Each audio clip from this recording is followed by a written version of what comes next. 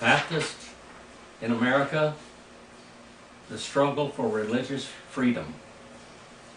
We found out in our last classes that we had whole churches moving from more civilized areas because there was a lot of religious persecution into wilderness in Kentucky.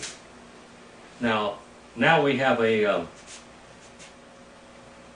problem coming into the Baptist ranks with heresy, and many of the Baptists at this time were not really highly educated, especially not in the languages. And they were trying to get schools started with association-backed schools, and they were doing some progress, but there was the ministers and the churches would fall prey to universalism and Unitarian and different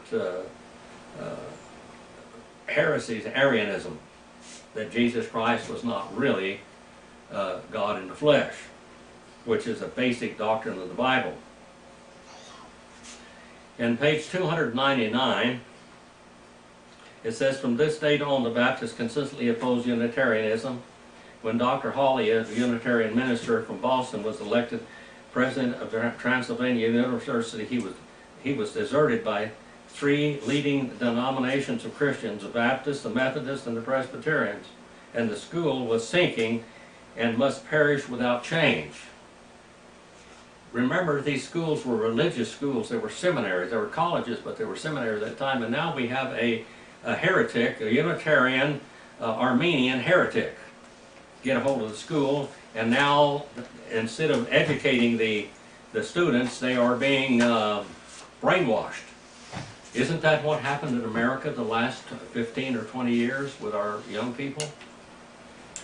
They were fed wokeism and anti-American philosophy to where we have a whole generation of anti-American American citizens, so-called.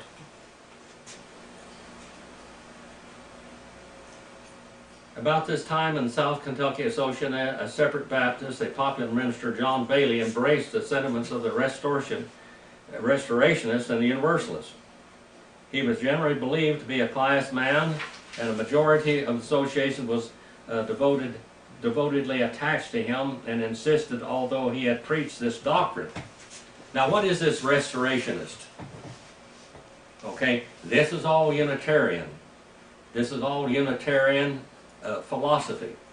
A Restorationist doctrine means that when you die, you're preached to again, and you're going to be restored because you're no longer living in this horrible body. You're going to be restored, and you get to go to heaven. In other words, there is no eternal hell at all. See, your Universalist, Unitarian Universalist, your Mary Baker Eddy, your Jehovah's Witnesses, your Seventh-day Adventists, all of these are affected with this heresy. And here it came among Baptists. With the association, the Hell Redemption is what it was called, Hell Redemption. As it was called, first came up in the association in 1791. Bailey had been preaching this doctrine, and William Bledsoe also embraced it. The association took action as follows. Whether the association will hold a member in society that propagates the doctrine of restoration from hell, agreed they would not. Bailey voted in the affirmative, and two others were neutral. A presbytery was appointed to examine Bailey and demand of him his credentials if it was thought fit. In other words, you can't be preaching, you can't have a license to preach or your ordination if you're preaching hell redemption. This is the basic doctrine of the Bible. James Smith, one of the committee, was accused of saying that he believed that all men for whom Christ died would be saved. This accusation was proved. Upon this, his examination, the association agreed that he did not teach redemption from hell. Now, what it means to all those that Jesus Christ died for, this is the elect. This is limited atonement. They would tolerate limited atonement, but they weren't going to tolerate redemption from hell. In other words, the doing away of hell, eternal hellfire, was no longer a doctrine. At this juncture, the body saw fit to agree to abide by the plan upon which the churches of our union were constituted in October 1787 and May 1788. The way was open in 1799 for the return of Bailey without inquiring into his private sentiments, provided he lived an orderly life. He was a brilliant orator and a popular man, and there were many divisions and much strife. The associations of the state ceased correspondence with them. The association entered many loose opinions and finally went off with the anti-missionary movement. You know what the anti-missionary movement is? That's hardship. When you add one heresy, then another heresy comes. When you accept one heresy, then you accept another heresy, and another heresy, and another heresy. Page 301. The settlement of Kentucky brought vast changes in other sections of the Ohio Valley. The movements were here involved almost the entire early history of this country. At first, the territory was largely under the influence of the French Roman Catholics. The Jesuit missionaries were often in advance of even the explorer and the fur trader, while he was eagerly seeking to make converts of the Indian tribes. The missions planted by him became centers of Roman Catholic colonization and slavery. Every time they established a mission, it was a slave plantation. There were more American Indian slaves in America than there were ever black slaves. And the Catholic Church was basically guilty of the most of this. While such adventures as La Salle and Joliet and Nicolet were extending westward and southward the limits of discovery, Marquet and his associates were no less active and with no less of daring and self-sacrifice in preparing the way for what was meant should be a definite and permanent settlement in the country of the Catholic Church. Soldiers and fur traders followed where these pioneers of the church led way.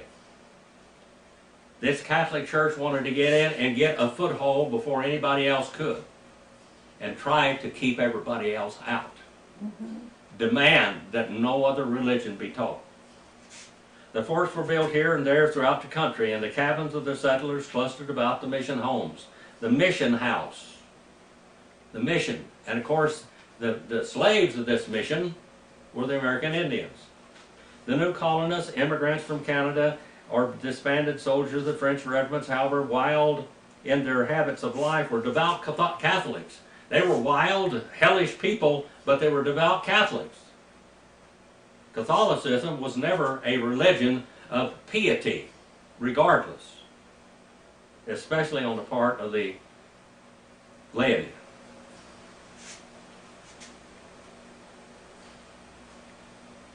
Every little community of them gathered there was a center of the Roman Catholic faith.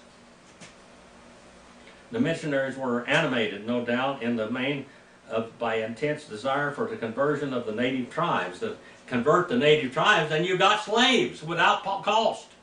You don't have to buy them. While the colder apostles of Protestantism labored on the outskirts of the heathendom, these champions of the cross, the forlorn hope of the army of Rome, pierced to the heart, its dark and dreary domain confronted death at every step, and were well repaid for all. Could they but sprinkle a few drops of water on the forehead of a child and hang a golden crucifix around its neck of some warrior and please with a glittering trinket. Catholicism is a religion of outward show. It's a religion of circumstance and pomp. As intimated in the first words of the above extract, Protestantism found no fervid championship. The day was to come when a different form of effort for conversion of the natives would have been made by ministers of a truer faith, not making them slaves. The whole prospect was to make these people slaves, and the Catholic Church is a religion of slavery. Everybody does what it says. You move when they say move. You cross yourself when they say cross yourself. This is it. with better results than those just described. At this time, Protestantism was represented simply in the person of the American pioneer seeking a home further and further into the depths of the western wilderness. Perhaps with his religious instructor, a guide sharing with him the rude conditions of the wilderness of life. Perhaps not yet, in either case, representing the ideas which must mean Western development, something far different from all that appeared in the Jesuit missionary or the Canadian settler. Under such conditions, collisions were inevitable. As French adventurers and colonists moved westward by the way of Great Lakes. Now remember, some of these other Indians are walking off and they're walking around here and they're seeing their fellow man made into slavery in the name of a religion. And they began to fight. And then it was very hard for the American Baptist people to go into these areas and convince them that it loved them and God loved them when they had been made slaves and had been tortured.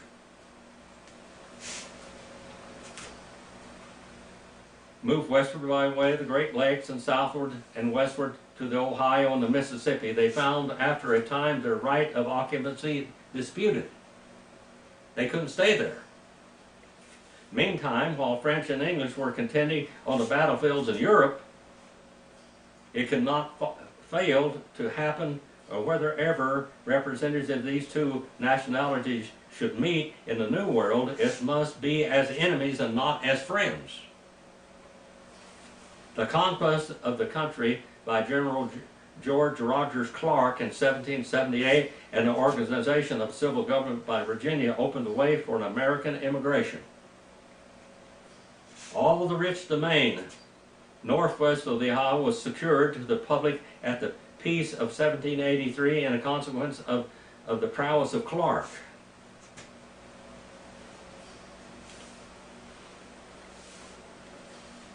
The larger portion of these first American settlers came from Virginia and Maryland. While a few had received a rudimentary education and had lived among communities which may be said to have been conspiratorially cultured, the most of them were hardy and rough and uncultivated backwoodsmen. They had been accustomed only to the ways of the frontier and the camp. Many of them had served in the War of the Revolution, and all of them in the border wars with the Indians. While they were brave, hospitable, and generous, they were more or at ease beneath the forest bivouac than in the living room of the log cabin, and to swing a woodsman's axe among the lofty trees of the primeval forest was a pursuit far more congenial to their rough nature and active temperament than to mingle with society in settled communities. They were mountain men. Mm-hmm. They were trailblazers. As you'll go across the Nevada line, it says you're in pioneer country. Mm-hmm. And a lot of Nevada is like that still to this day. Their habits and manners were plain, simple, and unostentatious. Their clothing was generally made of the dressed skins of the deer, the wolf, and the fox, and while those of the buffalo and elk supplied with them covering for their feet and hands and the floors. The log cabins were destitute of glass, nails, and hinges, or locks. Glass, nails, hinges, or locks.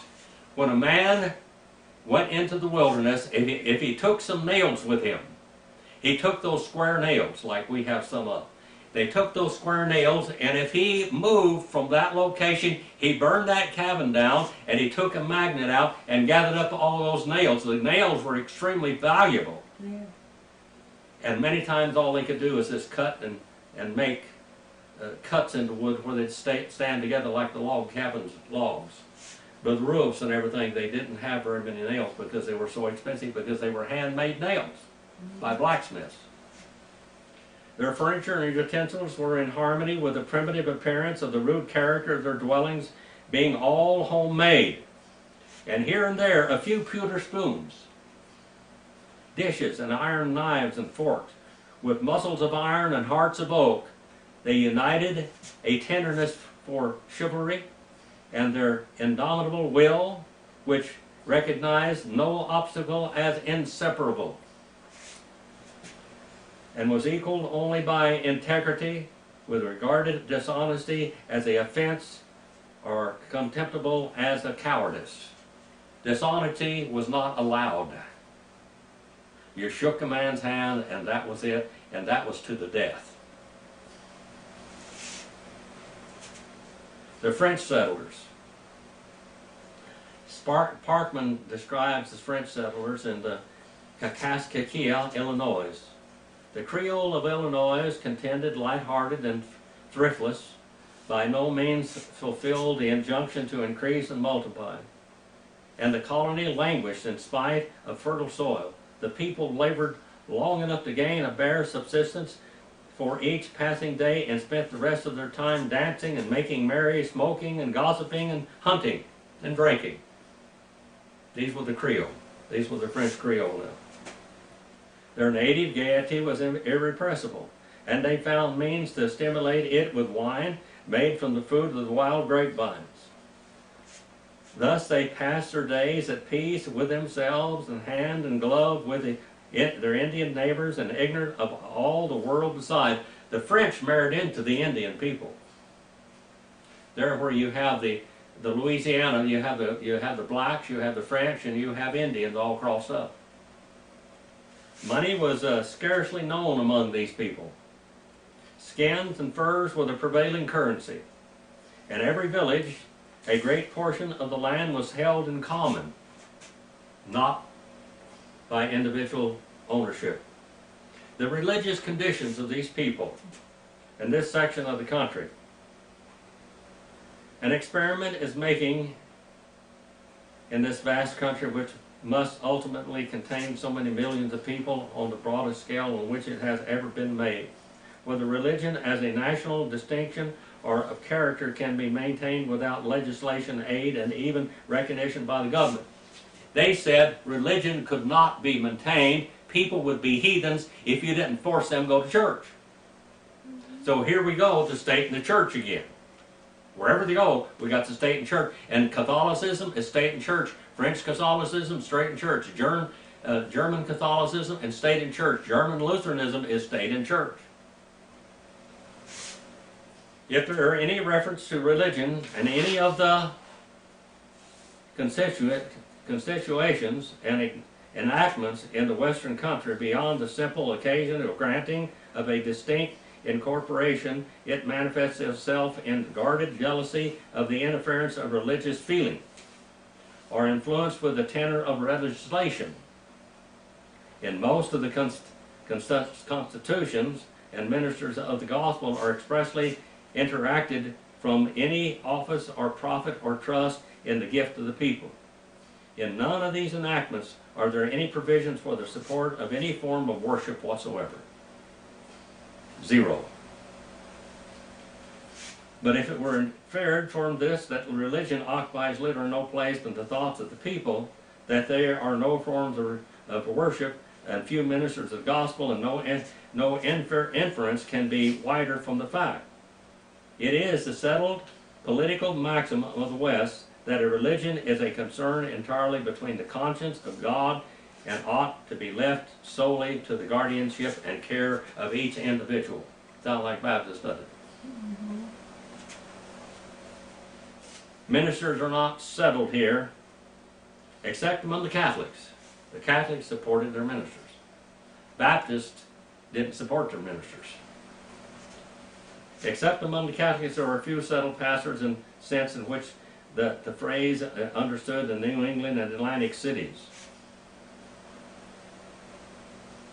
Most of the ministers that are in some sense permanent discharge pastoral duties not only in their individual societies but in wide districts about them.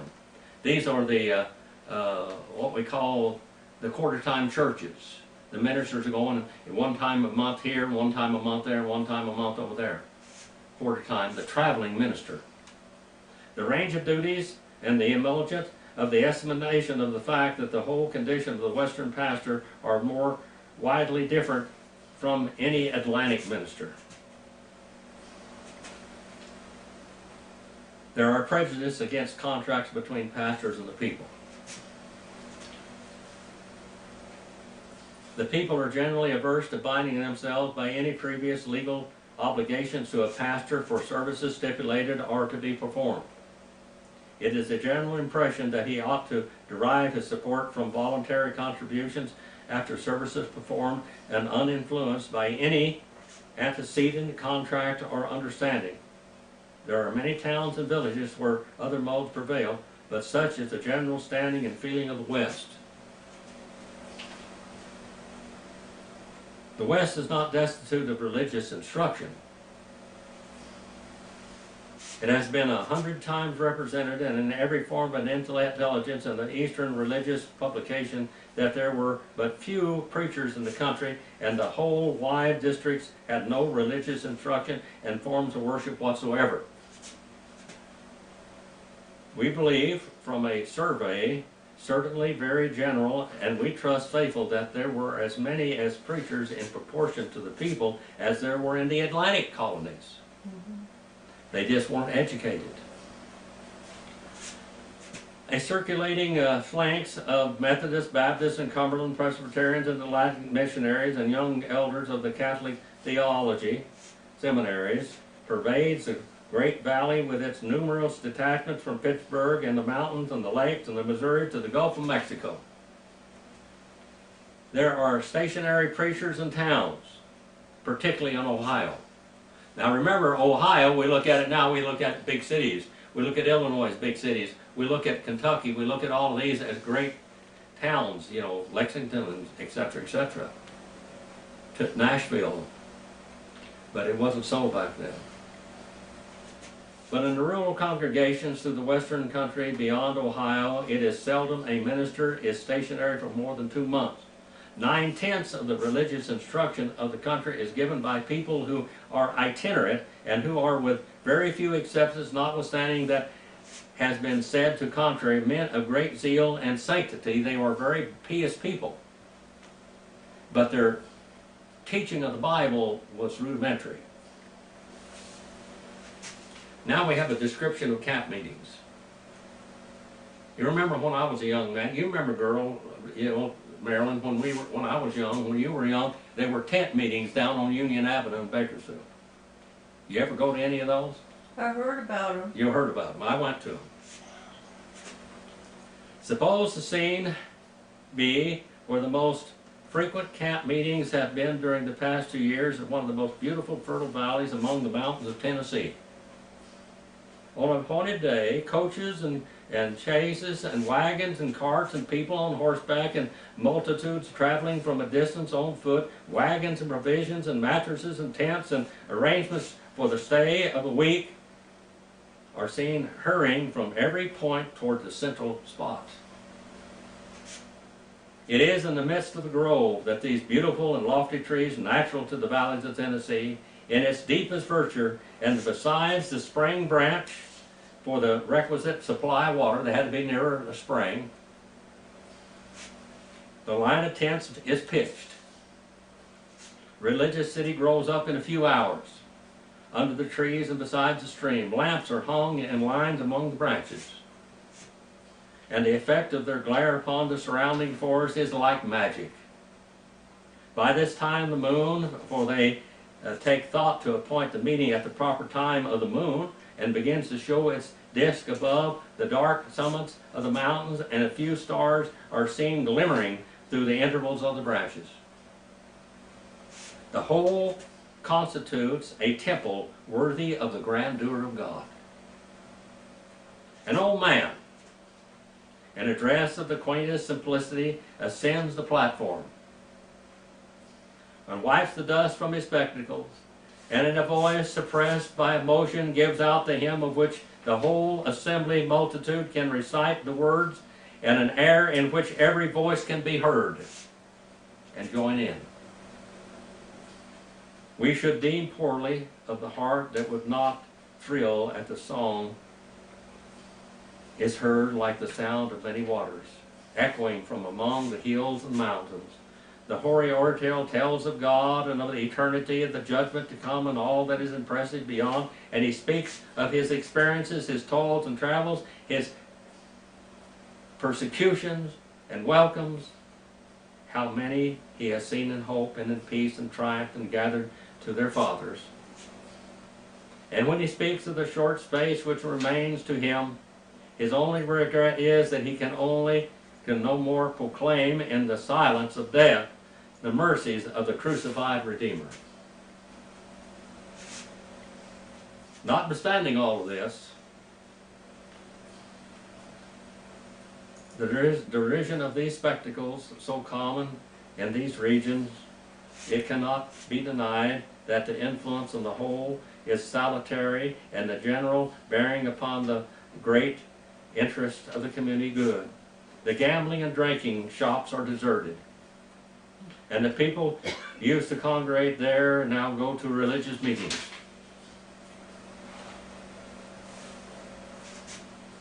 Now,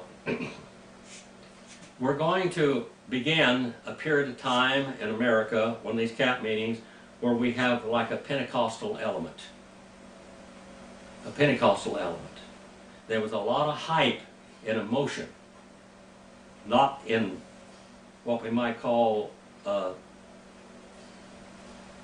discipline of study, but in emotion. And when you get a people emotionally tied to something, it's awful hard to tell them the truth and bring them out of some errors.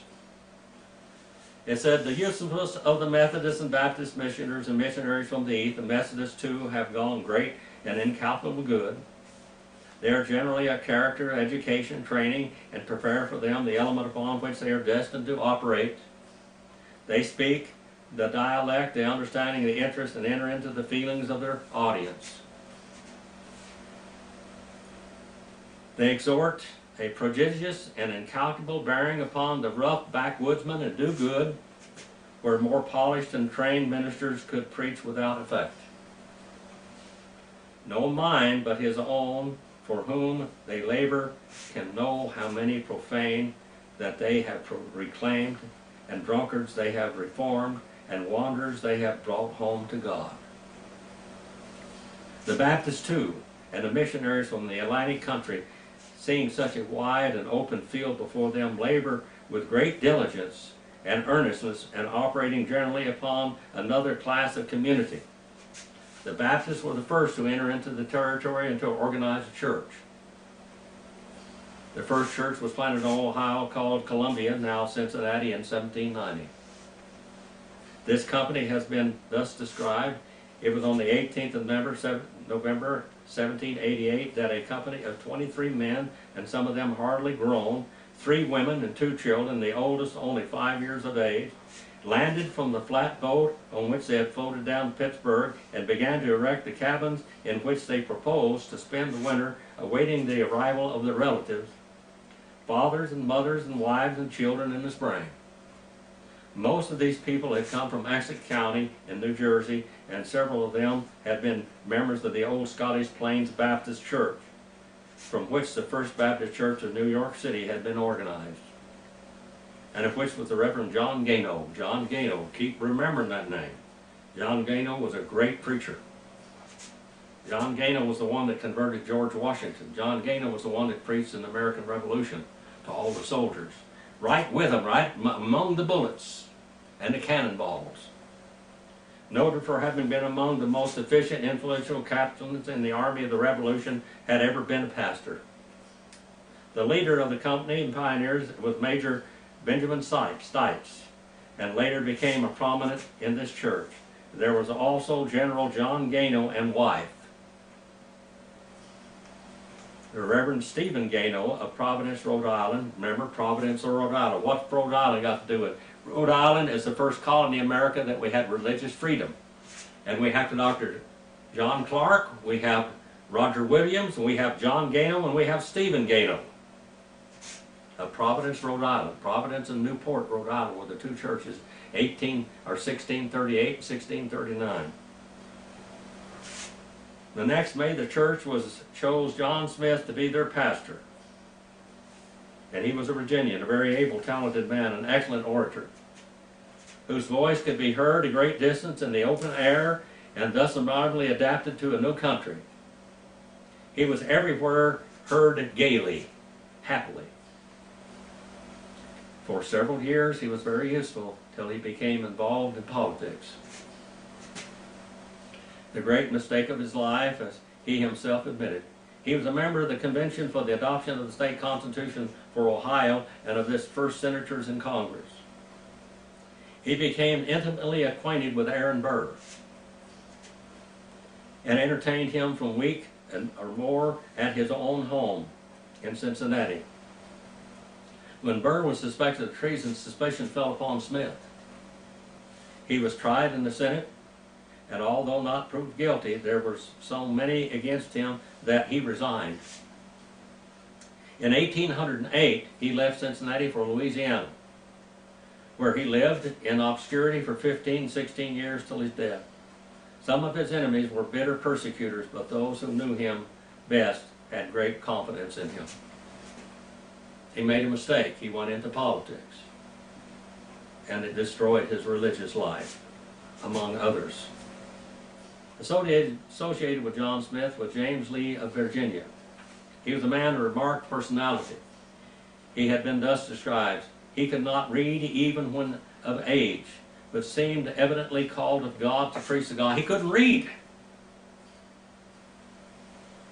He had hardly heard a sermon till his majority, but soon after licensed to preach by some church in Kentucky. In an excursion through the Miami County, he was called upon Elder Smith on Saturday, and on his way to the church Sunday morning, Elder Smith learned that he was to be a preacher and urged him to preach. Though having been traveling for several weeks, he was in no condition to appear in the pulpit. But he yielded to the entreaty and ventured to speak to the people both morning and evening, and this was God's introduction for his servant to some 25 years of usefulness in the Miami Association. These are the other ministers who assisted in distinguished laymen. Two of them were Judge Francis Dunleavy and Judge Matthias Corwin. Judge Dunleavy was one of the early Baptists in the Northwest Territory, and the pioneer history of the territory actively shared. He became a member of the Columbian Church in 1792, and one of the conference which took the first steps toward organizing the Miami Association. It was said long after drew up the Articles of Faith and agreed upon by the association. He continued an active member of the church in Miami Valley until his death on November the 6th, 1839, a period of 47 years, and had been a member of the Baptist Church some 5 or 6 years previous to uniting with them in the Columbian Church. Judge Matthias Corwin, who had likewise been important political positions, when at home he was always at the post, and so constant was his attendance upon the meetings of the church that if he was missed at any time when at home, it was known that something unusual had detained him. He was frequently one of the messengers of the church to the association, and often a messenger of the association to some corresponding body, and on several occasions was appointed to prepare a circular corresponding letters of the association as well as the letters of his own church. The settlement was made in perilous times. The Indians made every exertion to cut them off and prevent their settlement. They tried many stratagems to decoy them ashore on their passage down the river, and after they settled, they were continually lurking to destroy them. They were obliged for a number of years to live mostly in forts and blockhouses, but notwithstanding all these precautions, a number of the first settlers fell victims to the rage of the savage neighbors. Now you couldn't hardly fault these Indians either, because the Catholics had come among them and enslaved them beforehand. Yeah. And they didn't think much of religion at all. Many Indians don't think much of the white man's religion because of what the Catholic Church did. Mm-hmm. The Miami Association was founded in 1797 of 4 churches with about 100 members in all. In 1805, the The Scioto Association was formed from this one, and with 4 churches, and 3 years afterwards 6 other churches were dismissed from the Redstone Association, formed into a new organization. The immigration to Ohio, being principally from those parts of New England where Baptists were few, did not increase in proportion to the population. But in 1825, a great revival was experienced in all the Baptist churches of the state. A great revival. The beginning followed a powerful preaching with Jeremiah Vardyman, then of Kentucky. He held a series of meetings in Cincinnati with great success, several hundred being converted under his ministry in the course of a few weeks. The revival spread to the churches adjacent, and the organization of the 9th Street Church in Cincinnati was one of the results of S.H. Ford planting progress of Baptist churches in the valley. The Baptists were the first after Roman Catholics to enter the territory of Illinois. What a deal, huh? Yeah. This is church history. I know it's in great detail, which I've never done before. But I'm trying to, in these set of messages, I'm trying to give you all the information and all the differences of opinion and all the evolution of theology. And we're going to get, when we get a little bit further, we're going to go into tulip, and we're going to go on to sublapsarian, infralapsarian, and superlapsarian theology and what it is. Because we're going to come into this later. And we need to know how these people thought. The one man there, they said that he believed that all mankind only would be redeemed who Christ had died for. Christ died for all men. But it's only efficacious to what? To the Saved. To the believers. To those that respond, it is efficacious to them. To those that do not respond, it is not efficacious to them, even though Jesus died for all mankind. Matthew 16 and 18 says, he says, "You're Peter, but upon this gigantic foundation rock I'll be building my church, and the gates of hell shall not wrestle her down." The gates of hell have wrestled against God's churches politically, by persecution, and by heresy. My whole job in my life and in my ministry for more than 50 years now is to teach people what the Bible teaches. And it makes them into a Baptist, church Baptist history, and the Bible makes them into Baptists, and that they know what they believe and why they believe it. When you do that, you've got generations of believers.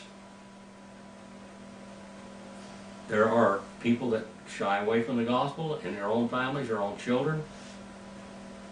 But you need, as parents, to teach your children the way of life, and the way of truth, and the way of salvation, and the truths of God's Word, so they'll know what they are.